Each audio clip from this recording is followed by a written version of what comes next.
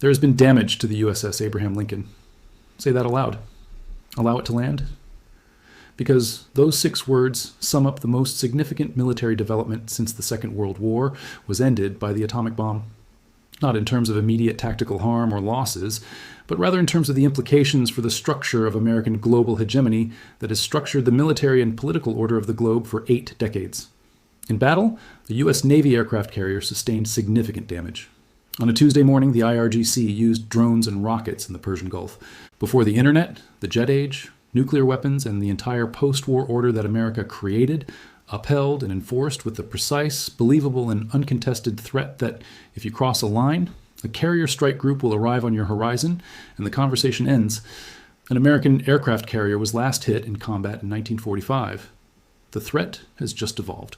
Not finished, but altered in such a way that every naval officer, defense minister, enemy, ally, and nation that has ever changed its course due to a carrier in the area is recalculating this morning due to fresh inputs. Inputs that have not been included in any defense evaluation, wargame, or alliance commitment agreement since 1945. What occurs if the carrier is struck? We're going to find out. Allow me to explain what an aircraft carrier is. Not the crew numbers, not the aircraft complement, not the tonnage, and not the statistics. What it is and how American power is organized. The American promise is embodied in the aircraft carrier. The carrier is what gives adversaries credibility when America tells an ally, "We will defend you." When America warns an enemy, "Do not cross this line," the line is given weight by the carrier. With 100,000 tons of steel, aviation fuel, ordnance, and the world's most powerful air wing, it can project American military might into waterways that are not part of American territory and enforce American policies at distances that are inaccessible to land-based forces. They are 11 in number. 11 nuclear-powered aircraft carriers are in service with the United States. No other nation has more than 2. The majority run at 0. The physical advantage that transforms American dominance from merely continental to truly global is the carrier fleet. It is what sets the U.S. military apart from all others on the planet. Among the 11 is the USS Abraham Lincoln. It was struck. There are 5,000 people on that ship before we proceed, before the doctrine, the deterrent, and the geopolitical ramifications.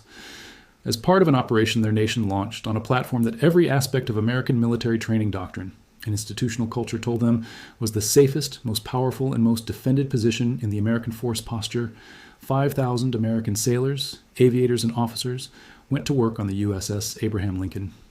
The carrier serves as more than just a platform for armaments. It's a floating metropolis with its own power plant, hospital, and court system, as well as a society of people who work, eat, sleep, and maintain the most intricate military apparatus ever constructed by humans.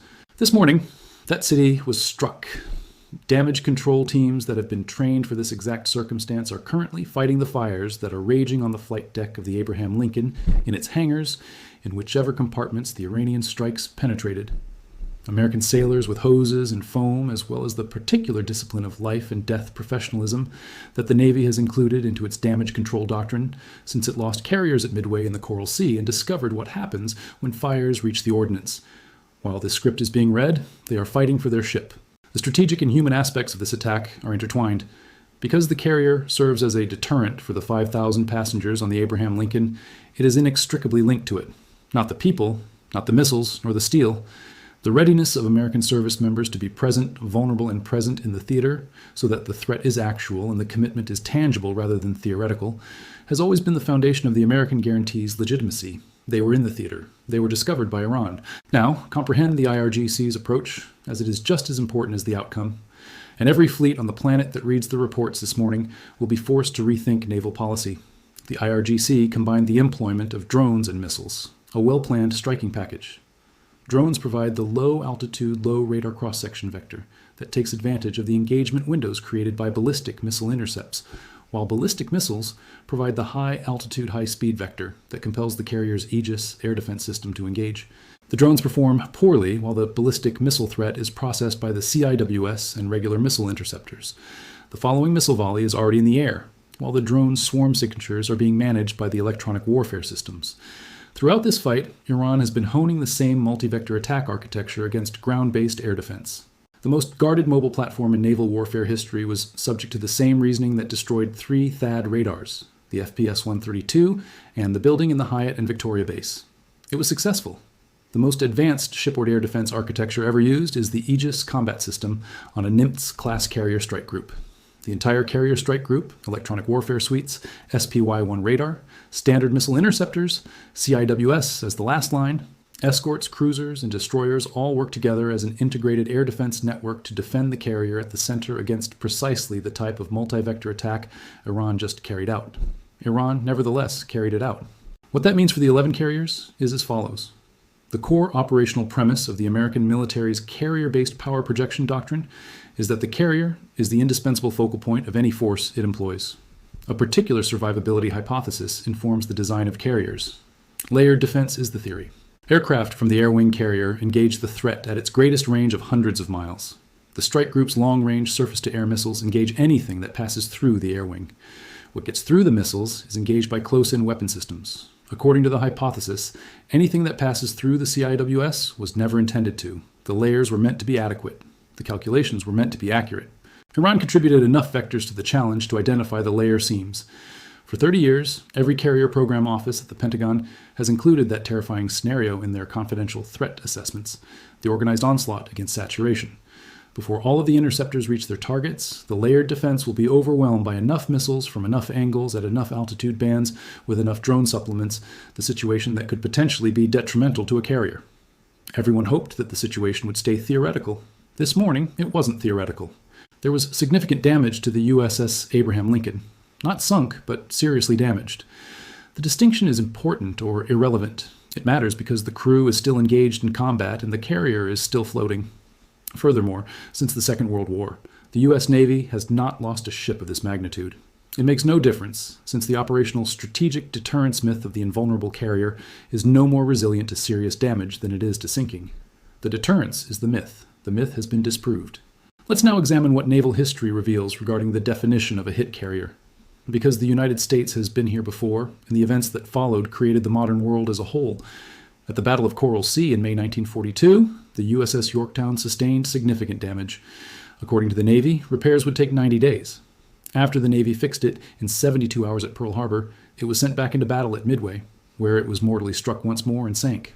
In the battle that changed the course of the Pacific War, Yorktown's presence at Midway, damaged and engaged in combat, was the difference between victory and defeat. America paid a heavy price for its loss. Japan lost everything as a result of its reluctance to remain in port. In March 1945, the USS Franklin was struck off the coast of Japan. In one strike, 800 men were slain. The ship came dangerously close to sinking. It was rescued by the crew's valiant damage control efforts, limped 12,000 meters back to New York on its own, and never engaged in combat again. It was a marvel of seamanship that it survived. Its time in fighting was over. In a typical naval conflict, both of the carriers were struck by conventional aircraft. A regional power employing 2 decades of honed anti-access tactics fired synchronized drone swarms and hypersonic missiles, but neither was struck. In a time when satellite photos would be taken, instantly transmitted, reviewed in Beijing and Moscow before the flames were put out, and processed by financial markets that would then adjust oil prices, neither was affected. In 2026, the Abraham Lincoln was struck. The deterrence recalculation is not taking place over weeks and months like it did after Coral Sea and Midway, because the implications spread at the speed of information and have already reached every significant capital. It is currently taking place in real time during the same hours as the damage control personnel are battling the fires. In real time, the myth is disproved. Take a look at the 10 carriers that are not Abraham Lincoln. This morning, all U.S. Navy carrier strike group commanders awoke to a report that alters their threat assessment, tactical doctrine, operational planning, and their honest private calculation of survivability in a high-intensity conflict against an adversary with the missile and drone inventory that Iran has displayed throughout this conflict. In light of what the IRGC did to the Abraham Lincoln this morning, it is necessary to review the doctrine they trained on, the layered defense that the simulations validated, and the war games that resulted in the carrier strike group employment manuals that every carrier commander executes from. This will not be made public by the Navy. It will state that the carrier is still in operation. It will state that the crew gave a really professional performance. It will state that the Aegis system engaged the threat and carried out its intended function. It will state that the carrier is still a competent fighting platform and that the remaining damage is being evaluated. That could all be true. The myth is not addressed in any way. Invulnerability was the myth. It was a fallacy that you couldn't hit our carrier. 30 years of American naval diplomacy were built upon the fiction. Because carriers are more convincing than gunboats, 30 years of gunboat diplomacy were conducted without gunboats. Because the carrier on the horizon signaled a degree of military consequence they were unwilling to face. Enemies changed their tactics for 30 years. Iran had to deal with it. Iran concealed it. Now see how this knowledge is used by every nation in the globe that has ever changed its behavior, because to a carrier, China, Beijing has been constructing its denial of access area architecture, its carrier killer ballistic missiles, DF-21D and DF-26. It swarms with drones, the doctrine of coordinated multi-vector attacks, especially in regard to the carrier issue. In particular, since Chinese military strategists recognized the carrier as the focal point of American power projection in the Pacific and developed a force to counter it. For the past 20 years, China has been manipulating this result. This morning, China observed Iran carrying out the plan China had created against an actual American carrier. China recently received their proof of concept. The carrier killer is the name given to the DF-21D. It has never been used in battle against a carrier. Iran's drones and missiles were not the DF-21D, but they did what the DF-21D was intended to do. They discovered the multi-layer protection and the seams. They broke through the Aegis defense. They struck the ship. Taiwan is keeping an eye on this. Japan is keeping an eye on this. South Korea is keeping an eye on this. Watching the damage reports on the USS Abraham Lincoln, every American ally in the Pacific whose security depends on the credible deterrence of American carrier power in disputed areas is reevaluating the value of American guarantees in the particular case when China chooses to test them. Russia is observing. This assessment does not take into account Russia's only carrier, Admiral Knatsov, which is always in disrepair. Russia's evaluation of U.S. naval might in the Baltic, Mediterranean, and waters along NATO's eastern flank is pertinent. Russia is making judgments about what Russian hypersonic missiles and drone swarms could do against American naval forces in the European theater after witnessing a foe with a fraction of Chinese military expertise seriously harm an American carrier. North Korea, all non-state actors, and all regional powers that have been discouraged by the carrier's presence are now weighing the consequences of its proven vulnerability. Iran provided both of them with the data they required for free and real time in a live combat environment that no exercise or simulation can duplicate. This morning, the 11-carrier deterrent design was modified.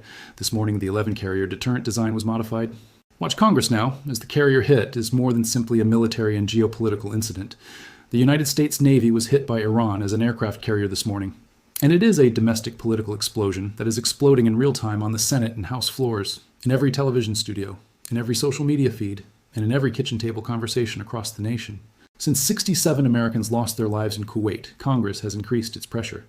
Since the destruction of Victoria Base, the tanker's retreat to Europe, the public disclosure of the Sovereign Wealth Fund withdrawal talks, the darkening of the Thiad radars in 3 countries, and the pressure for authorization, accountability, a definition of objectives, and clear answers to the question that no administration official has provided since the first B-2 took off. What is the plan, and when will it be finished? That pressure becomes a crisis due to the carrier hit. Powers of war. The legislative branch's oversight procedures over a military campaign that has resulted in a severely damaged aircraft carrier, 67 dead paratroopers, destroyed American bases from Baghdad to Kuwait, and an enemy that continues to launch 35 waves of strategic missiles at American allies. This morning, residents are calling congressional offices and phones with questions that cannot be postponed due to the carrier attack. Is there a war going on? An actual conflict. A conflict in which our Navy battles fires on the flight deck of the world's most powerful ship, our aircraft carriers are hit, our soldiers perish, and our bases are destroyed. Yes, that is the response. Since Al-Wad al-Sadiq IV's first wave, that has been the solution. The point at which no one can contest the answer is known as the carrier hit. The government is overseeing a war against an enemy that has now seriously damaged an American aircraft carrier. A conflict that Congress does not explicitly approve. The War Powers Resolution, which mandates legislative approval within 60 days following the deployment of forces to hostilities, provides the constitutional and legal framework for such circumstance. A congressional chamber full of members who will stand in front of cameras today and make statements that limit the administration's options is the political backdrop for that scenario. Iran hit the carrier to generate this as well, regardless of the administration's desire to limit them. Watch what Washington does now that a deal offer and a seriously damaged carrier are both on the table at the same time. The deal was offered by Iran. Already, the agreement offer was the most difficult choice of the conflict. Iran will survive if you accept it. Rejected, the window closes, the 80-second advances, and the elimination tactic takes effect. The Abraham Lincoln was then struck. The deal calculation is concurrently altered in 2 ways by the carrier being hit. First, it puts more pressure on Washington to accept the agreement. An extremely damaged carrier is a high-level political incident. The American public, the American Congress, and the American media landscape will interpret this image as the final representation of this fight. More than the 67 dead in Kuwait, the destroyed Victoria base, or the tankers fleeing to Europe, it is the image that transforms the domestic political landscape surrounding the war. A strike on an aircraft carrier in the Persian Gulf is not a tale about international policy. The story is American. The USS Cole, Pearl Harbor, and every instance in which the American military's presumed invulnerability was put to the test by a genuine attack, all weigh heavily on the nation's consciousness. The second direction, the pressure to reject the deal and take all necessary steps to treat the carrier hit as a threshold event that necessitates an overwhelming, disproportionate, and final response that eliminates Iran's ability to ever again threaten an American naval asset in any theater. In order to take advantage of the military window that the burning tunnels opened, the arrival of the 82nd Dacer was postponed until after that window expires, in order to complete the work before Iran rebuilds and constructs longer-range hypersonic missiles, deeper tunnels, and the next generation of carrier-killing capability. These pressures are genuine. Both have strong political clout. In the same room, both are sensed. Iran intended for this paralysis to result from the carrier hit. It was a planned, intentional attack on the platform whose harm has the greatest political impact in Washington, not an accident or an opportunistic strike against a convenient target. Iran fired at the ship at the exact moment the agreement offer was on the table and the 48-hour window was open, in order to prevent a political crisis within the American decision-making machinery that would have consumed the window. That leads to discussion rather than a decision. Authorization is delayed as a result of congressional demands for accountability. As the military window closes, Iran's tunnels cease to burn, the trapped troops discover ways out, and the reload starts. The government is forced to deal with the political impact at home. Iran struck the carrier after making a deal offer. The agreement is still up for discussion. The carrier continues to burn. America is at the most significant turning point since the end of the Cold War, and the window is still open. This is the appearance of each path, concretely, not abstractly. America accepts the arrangement the following morning. The Abraham Lincoln's fires have been put out. Presence is redefined as the mission of the 82nd Airborne. The B-52s cease their aggressive missions. Through middlemen, a framework for a ceasefire is agreed. Iran will invite Oman, Qatar, or anyone else to the table. As the strait reopens on terms that both parties can consider successful, oil prices decline. Withdrawals from the Sovereign Wealth Fund cease. The Gulf states release their breath. Gas is delivered to Europe prior to winter. Energy stocks in Russia reach a peak and remain stable. Iran's people are declared victorious by the country's ruling council. We engaged in combat with America. We struck their carrier. They approached the table. Deeper rebuilding of the tunnels takes place. The missile program reorganizes. What remains of the nuclear program is used as a negotiation tool by the incoming administration. As China completes its operational planning for Taiwan, the carrier hit serves as a data point for the following 10 years. The deal is rejected by America. The 82nd moves closer to Iranian territory. The B-52s are still in operation.